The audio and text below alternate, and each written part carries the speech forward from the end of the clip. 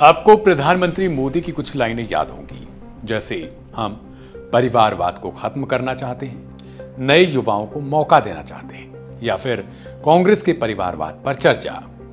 अब यह बात क्या सही है कि बीजेपी का परिवारवाद अलग है और कांग्रेस का अलग? सच तो यह है कि पार्टियों को अपनी कमियां छोड़ दूसरों में सारी कमियां नजर आती हैं। यही हाल कुछ हम जैसे इंसानों का होता है। खैर, इसीलिए तो इसे राजनीति कहते हैं, यानी सत्ता पर कायम होने के लिए किसी भी प्रकार से नैरेटिव गढ़ना। अब नजर डालते हैं बीजेपी के हरियाणा चुनाव के लिए जारी लिस्ट में परिवारवाद की स्थिति को। अब कुछ लोग कहेंगे कि भैया आप तो एक तरफा बात कर रहे हो, लेकिन हमारा मकसद बिल्कुल भी ऐसा नहीं है। परिवारवाद अगर है जिस पर बात होती है तो वो शायद दोनों तरफ है, या फिर क्यों कहें कि सभी पार्टियों में यही कमियां होती हैं कि वो अपनी कमियों को नजरअंदाज करके दूसरों की कमियों को जरूर गिनाते हैं। पार्टी ने परिवारवाद के नाम पर कई नेताओं के बेटे बेटियों के अलावा रिश्तेदारों को टिकट दिए हैं। भारतीय जनता पार्टी की पहली लिस्ट में परिवारवाद की झलक साफ नजर आ रही है।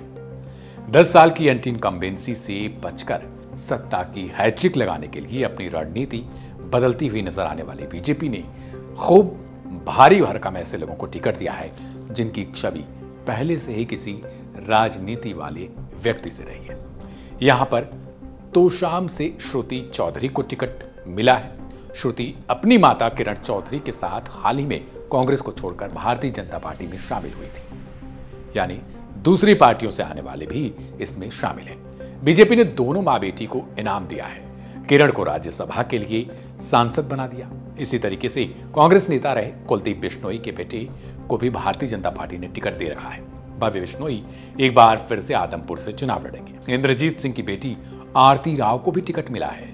अटेली विधानसभा से आरती चुनाव लड़ेंगी।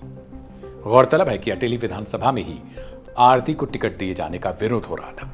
दूसरी ओर पूर्व मंत्री करतार सिंह भडाड़ा के बेटे मनमोहन भडाड़ा को भी समालखा से टिकट दिया गया है। पूर्व मंत्री सतपाल सांगवान के बेटे सुनील सांगवान को चरखी दादरी से मैदान में उतारा गया है। सतपाल के बेटे सुनील सांगवान 3 दिन पहले ही जेल सुपरिंटेंडेंट यानी जो अधीक्षक होते हैं उनकी नौकरी छोड़कर भारतीय जनता पार्टी को ज्वाइन किया था। हालांकि इनके पिता पहले जेजेपी में थे।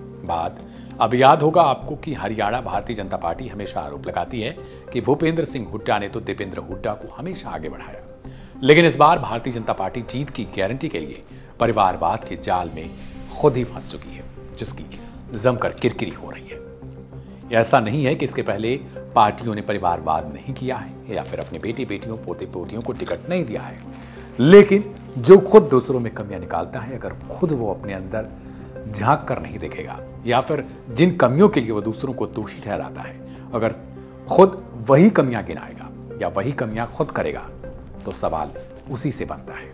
मेरा नाम था दिव्यांशु, आप देख रहे थे वन इंडिया हिंदी। कोई अगर आपका सवाल है तो उसे कमेंट बॉक्स में जरूर ड्रॉप करिएगा। भरसक हमारी कोशिश रहेगी नेक्स्ट एपिसोड में उसको हम जरूर उत्तर दें। नमस्कार।